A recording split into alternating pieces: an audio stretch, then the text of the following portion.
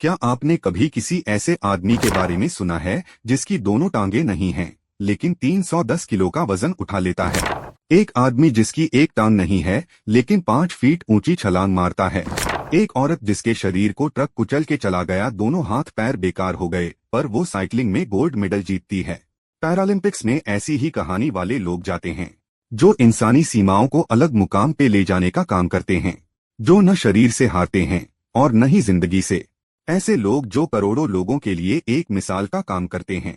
भारत की तरफ से पैरालंपिक्स में भाग लेने वाले पहले खिलाड़ी थे मुरलीकांत पेटकर। उन्होंने 1972 में स्विमिंग में भारत को गोल्ड मेडल जिताया।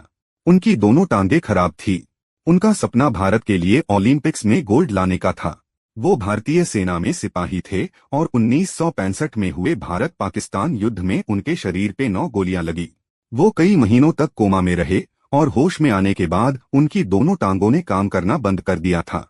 लेकिन इसके बावजूद उन्होंने हार नहीं मानी और भारत को मेडल दिलाने के अपने सपने को पूरा करने के लिए स्विमिंग करना शुरू किया और विश्व में खेलों के सबसे बड़े मंच पर भारत को पहला गोल्ड मेडल दिलाया। इसके बाद 1984 के न्यूयॉर्क पैरालंपिक गेम्स में भीमराव केसरकर और जोगिंदर सिंह बेदी ने भारत को 4 मेडल दिलाए। भीमराव केसरकर ने जैवलिन थ्रो में भारत के लिए सिल्वर मेडल जीता और जोगिंदर सिंह बेदी ने मल्टीपल एथलेटिक्स इवेंट में भारत को 3 मेडल जीताए। शॉट पुट में सिल्वर, डिस्कस थ्रो में ब्रॉन्ज और जैवलिन थ्रो में ब्रॉन्ज मेडल।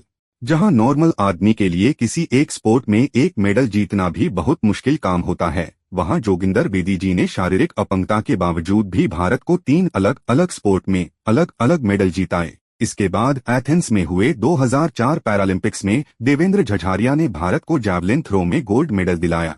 8 साल की उम्र में एक पेड़ पर चढ़ते समय वह बिजली के तार के संपर्क में आ गए थे, जिसके परिणामस्वरूप उनका बायां हाथ गंभीर रूप से क्षतिग्रस्त हो गया और कट गया। इस स्थिति में कोई और होता तो दुख और अवसाद का शिकार हो जाता, लेकिन देवेंद्र ने हार नहीं मानी। उन्होंने 1995 में स्कूल में भाला फेंक खिलाड़ी के रूप में पैरा एथलेटिक्स में भाग लिया और यहीं से उनका जीवन बदल गया। इन्हीं खेलों में राजेंद्र सिंह रहेलू ने भी भारत को पावर लिफ्टिंग में ब्रॉन्ज मेडल दिलाया। इसके बाद 2012 में हुए लंदन पैरालंपिक गेम्स में गिरीश नागराजेगोयडा ने भारत को हाई जंप में सिल्वर मेडल जीताया। एक डिसेबल्ड पांव के साथ पैदा होने के बावजूद उन्होंने स्पोर्ट्स में अपना भविष्य बनाने का फैसला किया और अपने लिए नए और अजीबोगरीब तरीके निकाले। मेडल जीतने वाली जंप भी उन्होंने नंगे पांव लगाई थी। रियो 2016 में हुए पैरालंपिक गेम्स में भारत ने 4 मेडल जीते। देवेंद्र झझारिया ने फिर से एक बार जैवलिन थ्रो में गोल्ड मेडल जीता। मरियप्पन थगवेलु ने भी भारत को हाई जंप में गोल्ड मेडल दिलाया। 5 साल की उम्र में स्कूल जाते समय एक नशे में धुत बस चालक ने मारियप्पन का पांव कुचल दिया। बस ने उनके दाहिने पैर को पूरी तरह से खराब कर दिया। इसके बावजूद उन्होंने अपनी स्कूली शिक्षा पूरी की।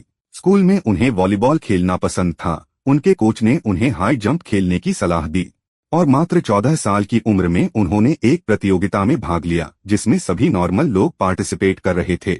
एक पांव खराब होते हुए भी वो इस प्रतियोगिता में दोनों पांव वाले लोगों में 20 सेकंड आए और यहां से उनकी पैरालंपिक्स गोल्ड मेडल की जर्नी स्टार्ट हुई। इसके अलावा दीपा मालिक ने शॉट पुट में भारत को सिल्वर मेडल दिलाया और वरुण सिंह भाटी ने भारत को हाई जंप में ब्रॉन्ज मेडल जीताया।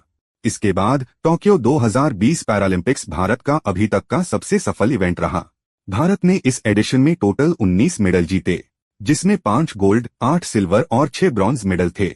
प्रमोद भगत और कृष्णा नागर ने भारत को बैडमिंटन में गोल्ड मेडल जीताए। मनीष नरवाल और अवानी लेकरा ने भारत को शूटिंग में गोल्ड मेडल दिलाए और सुमित अंतिल ने जेवलिन थ्रो में गोल्ड मेडल जीता। भाविना पटेल ने टेबल टेनिस में सिल्वर मेडल जीता। निशत कुमार, प्रवीण कुमार और मारियप्पन तंगवेलु ने हाई जंप में सिल्वर मेडल जीते। योगेश कठौनिया ने डिस्कस थ्रो और देवेंद्र झाझरिया ने जेवलिन थ्रो में सिल्वर मेडल जीता। सिंगराज अदाना ने शूटिंग में सिल्वर मेडल जीता और सुहस ललिकारे ने बैडमिंटन में सिल्वर मेडल जीता। मनोज सरकार ने बैडमिंटन में ब्रॉन्ज मेडल जीता। हरविंदर सिंह ने आर्चरी में ब्रॉन्ज मेडल जीता। अवानी लेखरा और सिंहराज अधाना ने शूटिंग में ब्रॉन्ज मेडल जीते।